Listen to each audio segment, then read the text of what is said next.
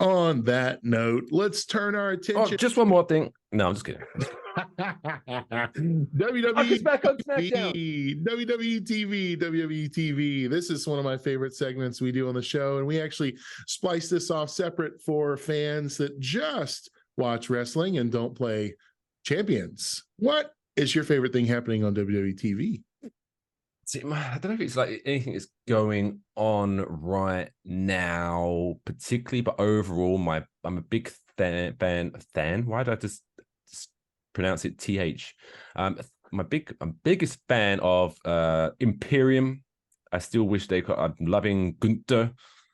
I'm fan fiction. I think him because I'll get into what annoys me in a minute, but you have the Bloodline, every Roman Reigns match, there's run-ins. Who would be the perfect foe for them? Imagine Roman Reigns versus Gunther with Imperium, and that'd be fun. I love that. Not a big fan of the Bloodline thing right now. It's kind of dragging out. So that's about it really. There's not much really going on that I'm excited about. I guess the Io Sky Kairi Sane reunion is pretty exciting. I'm excited to see where that goes, because I like the fact that Bayley didn't look like she was expecting that. So finally, because I know we're talking about what's our favorite things right now, and I'm always being negative, but I thought the damage control thing was going on a bit too long, and Io Sky has been a champion for so long, but she's always playing second fiddle, and that dragged out too long. So I'm glad that this is happening, a little bit of a shake up. Anyone else can go next. Yeah, I think building off of yours there, it would be really cool if Io left damage control, her and Kairi start something, and she reclaimed Io Shirai, and then like when she's in this version of herself, she's Io Shirai, and then when they need to go back to Io Sky, then she, that could be like her, like signifying whether she's fan favorite or whether she's the villain, or who knows. But I think Crown Jewel, that was one of those moments. I felt like Crown Jewel kind of was a glorified house show again, with like two, maybe three big exceptions. How dare you? How dare I? Our Saudi audience is furious that you said that. Well, dang it. I'm sorry about that. But what happened? I mean, really, like, Drew McIntyre lost. I mean, again, I'm on the anti-Seth train at this point. Like, he's a great wrestler. I'm just so bored with him. I am more invested in Roman as champion for another 3 years than I am Seth as champion for another 3 minutes. Like, ouch. I just, like, knowing Drew wasn't going to walk away with the victory, like, didn't like it. The tag team match was fine for me. Again, out of all the things that are happening, not just in Crown Jewel, but in the overall product, I continue to be amazed by, one, how much I want to dislike Logan Paul, and two, how much he keeps showing that he is like one of the best in the ring. And this time, and on the mic, saved Rey Mysterio's career. Legitimately saved his career. That spot, like, okay, as a fan of wrestling, I cannot say anything bad about Logan Paul. As a fan of wrestling, I can say I don't like Logan Paul. His YouTube, I've never watched it. I don't know. He's better at being Austin Theory than Austin Theory is. He's better at taking selfies, and he's better at the viral social media than Grayson Waller is. He is the personification of who all these young guys are trying to be. He actually is that thing. To put the belt on him is brilliant for cross-brand promotion. He's going to wear that Joker online for millions of non-wrestling fan viewers and attract an audience. There's a generation out there that did not grow up watching wrestling that will now be exposed to wrestling. He's good for business, and that's Triple H has always been about. Logan Paul is good for the business, and he did. You're right. He saved Rey Mysterio from a potentially serious botch falling on his head or neck.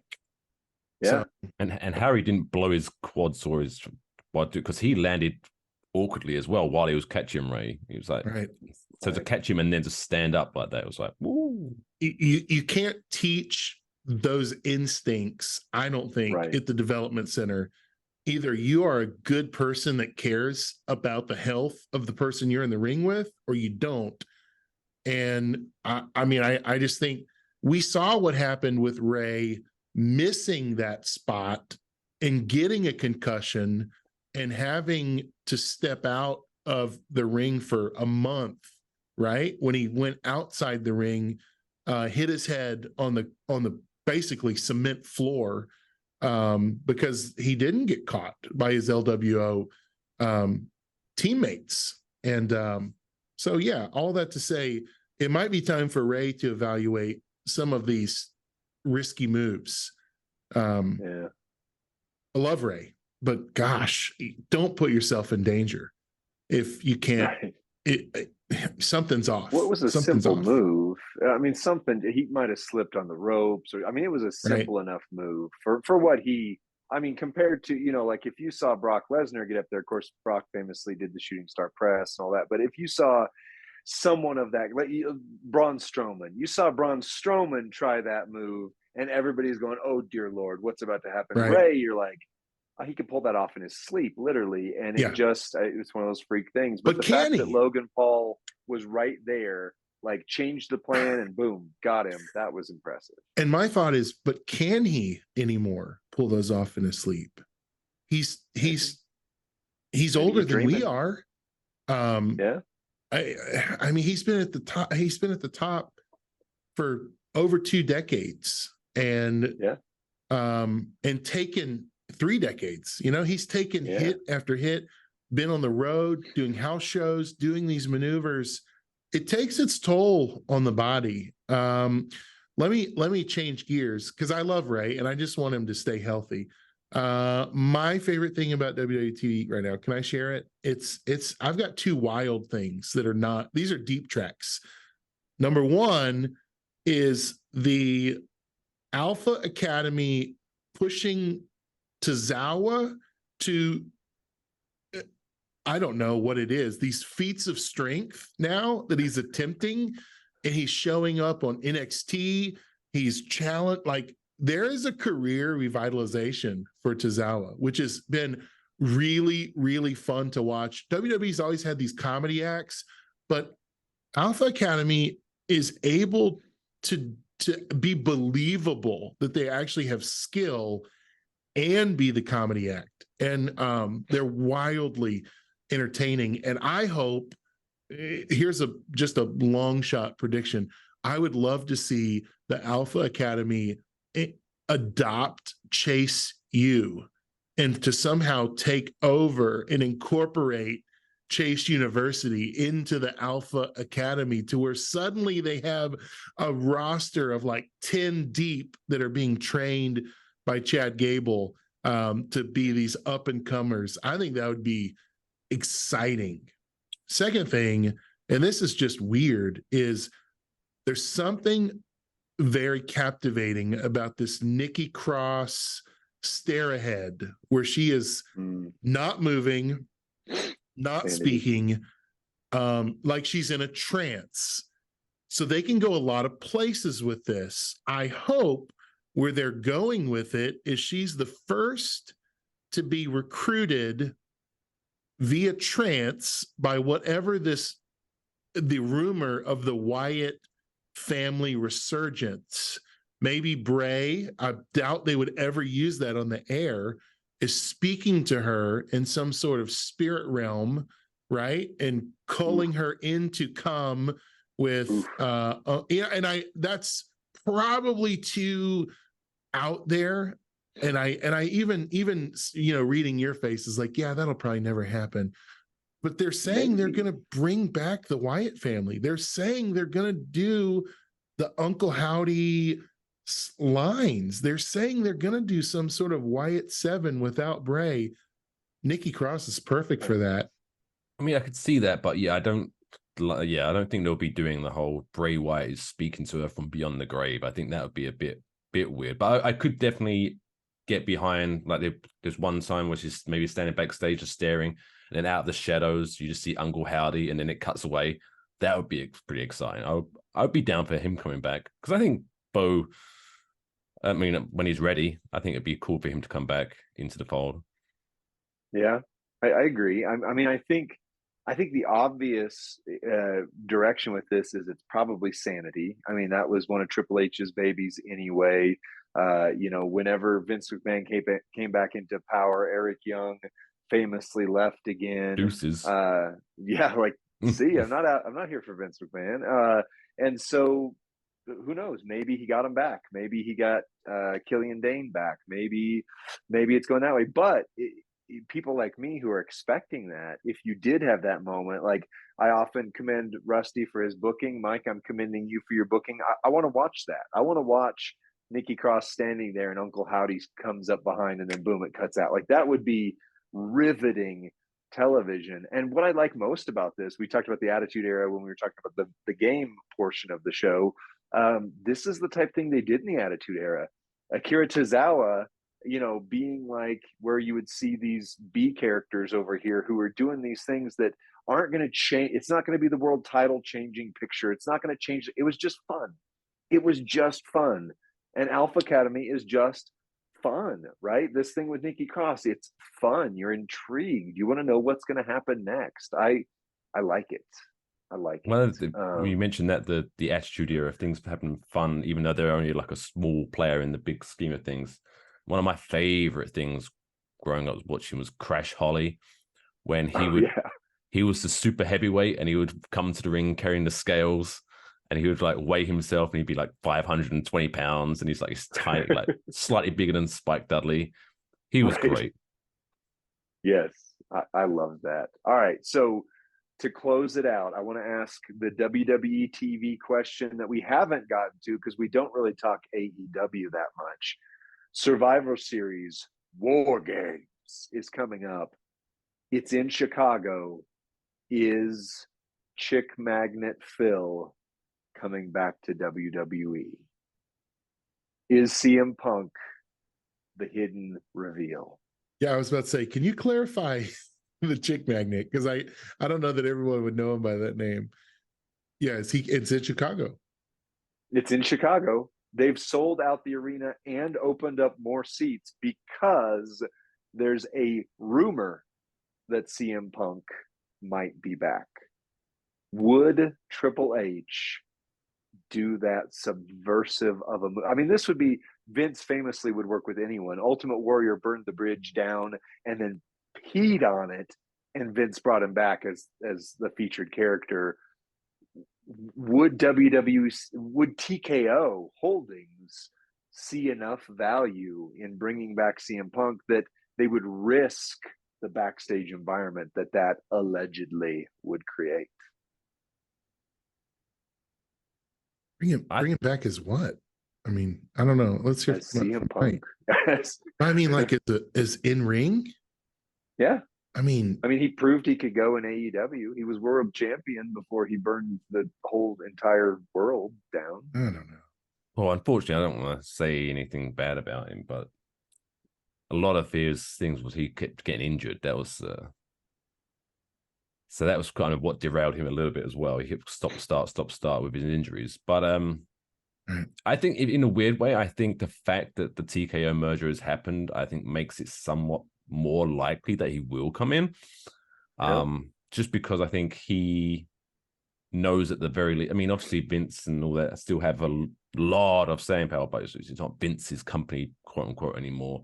And also now I could see, with, not to get too into the nitty gritty business side of things, but we're still talking about TV rights, because I know SmackDown is moving to USA, NXT is going to the CW. I don't think they've announced Raw rights yet.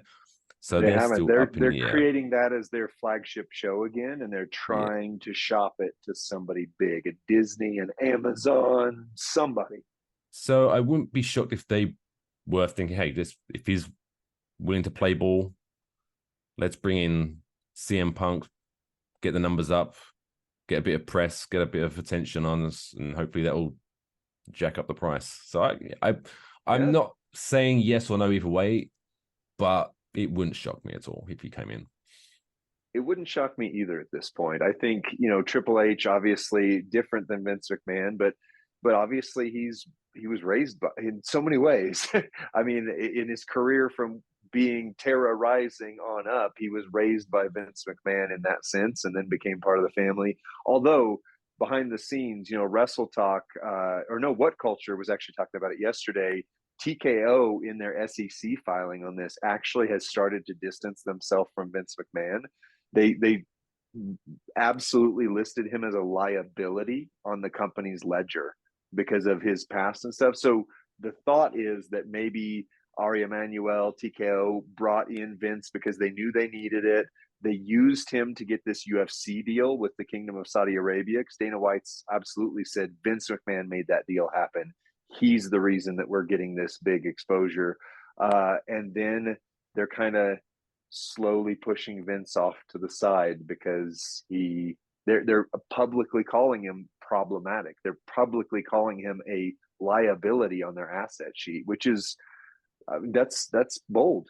That's you don't do that to Vince McMahon and expect him not to try and burn the world down. So who knows? But yeah, I could see TKO. I mean, CM Punk has history with UFC.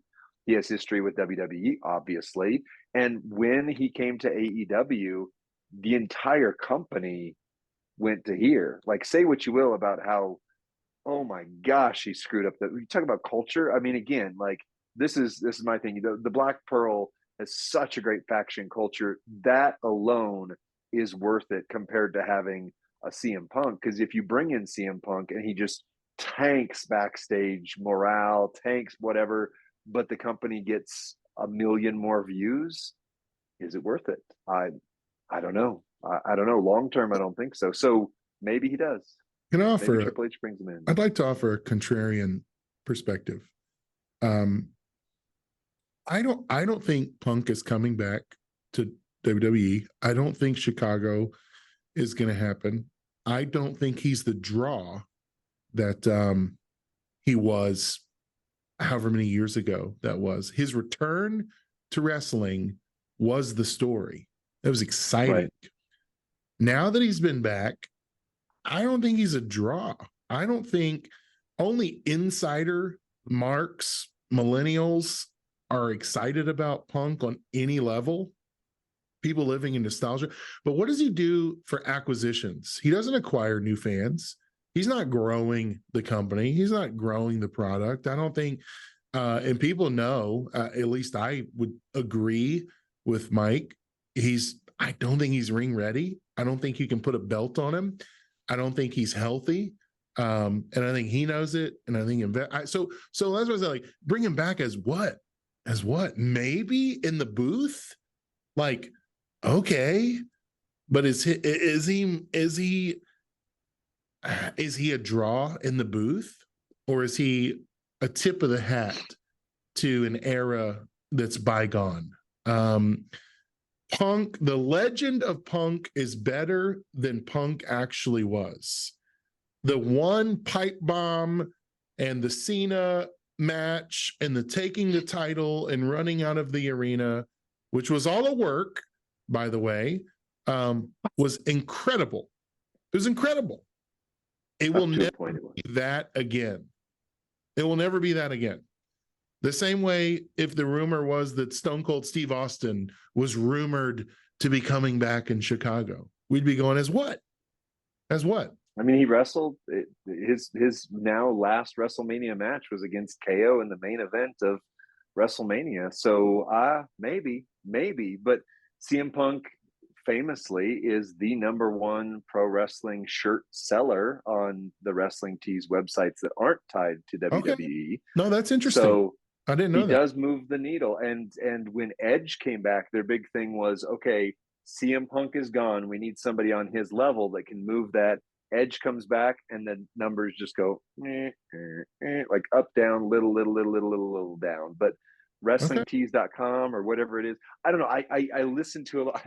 Ironically, Mike, not leaning into your country of origin here, but Wrestle Talk, What Culture, and WrestleLamia, all famously very, very British wrestling sources, but they tend to be the ones who have the best, the funniest, the most insightful wrestling commentary. And they often, famously, Ollie Davis from Wrestle Talk is a huge CM Punk mark, whether that's real at this point or whether he's just leaning into the gimmick. But he talks about that all the time. And the reality is Adam Copeland did not move the needle the way that CM Punk did. One way or another, AEW can prove that with their ratings, with their merchandise sales, etc. Right. So when the merch is set, he's still, I think, AEW's top, other than AEW branded swag, I think he's still AEW's top merchandise seller. Because I just checked, if you go to AEWshop.com, they still sell CM Punk gear. They still sell CM Punk t-shirts. So they're doing that for a reason, because he makes money for them still. So, and like I said, I'm not saying if they bring him back, he's going to be, like I said, they're going to push him to the moon. He's going to dethrone Roman Reigns at WrestleMania. But the way I was looking at it is because TV ratings, they just need to pick up a number for the networks to get a bigger number for their renewal. And like I said, maybe it's not going to make a huge difference, but even if you kind of like, I'm done with CM Punk, if he comes back at Survivor Series and then they say, hey, we hear from CM Punk on Raw, most people, even if they're not fans of CM Punk, they're probably like, all right, fine. What's he going to stop? How is this going to play out? And people are going to tune in. I agree. And then WWE gets to go to the networks. Like, look, we've got CM Punk. Look at the demo number bumped up this much because he was on it. And networks are like, oh, numbers, good. Give me. And then that's all they care about. Business.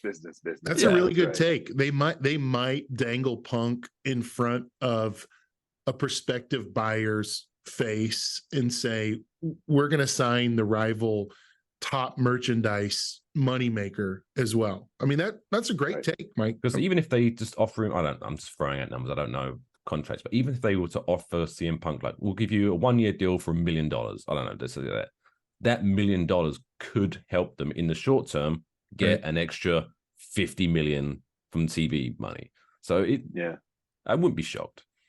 Well, Fox famously, in fact, again, back to recent SEC filings, recent outside of the ring events, Fox just basically threw WWE under the rug. Wrestle Talk did a big expose on it this week.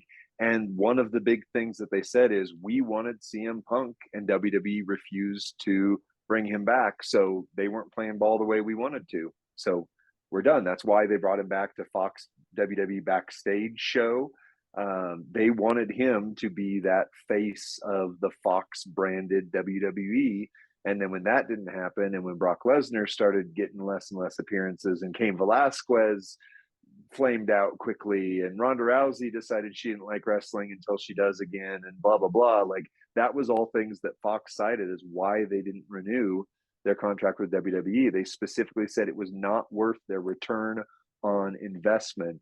But here's what would have been. And CM Punk was one of the shadow figures that they kind of threw out there of, like, if they would have gone this way, we might still be talking to each other. Who knows? Take that, Rusty. Huh?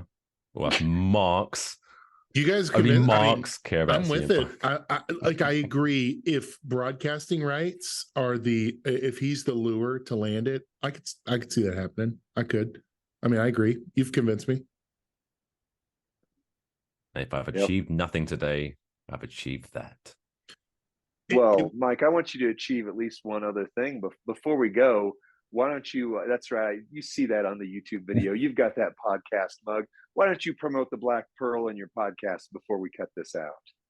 So yeah, if you are looking for a faction in WWE Champions where it's kind of laid back, got a lot of fun to hang out with, yes, you have to download an app that no one's ever heard of for the last 6 years, but whatever. You don't actually have to do it, but it's fun to do it.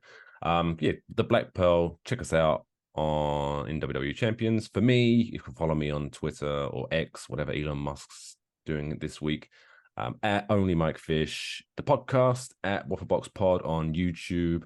Enjoy wafflebox.com to get the audio links. at Wafflebox on X. So you just plenty of stuff to follow me at Only Mike Fish on Twitch. Loads of ways you can keep tabs of me and keep hearing my wonderfully alluring sexual British accent. That's right. Rusty, anything before we go? Yeah, I mean, here's my thing is there's probably a group of listeners out there that's just disenfranchised from the game. Maybe you've had a bad experience with a faction. Maybe you are feeling unmotivated. Maybe you're tired of spending, or maybe you're tired of being told, you know, you're not towing the line. I would just, on behalf of our podcast and behalf of myself, I would encourage you to join a healthy faction like the Black Pearl, because it can be therapeutic for you. It could be a healing experience. You need to be in some good culture, just to restore your perspective on the game. And that's what the Black Pearl did for me. It restored perspective on the game after I chased hard, after I had to fill out forms and minimums and rotations and movements and so many of the things that Mike talked about that really just burnt me out. When Lee invited me back to play the game, being in that environment was exactly what I needed. So let me just say for that, don't give up on the game, but maybe give up on that toxic faction that you're dealing with. That's all for me. And next week, we are going to be continuing this series of what does it look like to be a faction leader in the game. And we do have the faction leader of a toxic, but not toxic faction, Toxic Mafia in the mix. So want to thank Mike, want to bring in the Wafflebox shout out one more time. Go like, share, and subscribe to them on YouTube. Check out EnjoyWafflebox.com. Check out EnjoyWafflebox.com. And keep smashing gems together, because this is an amazing community. Let's create a good culture around it together. Mike, will you teach us how to set up a Twitch? Yes.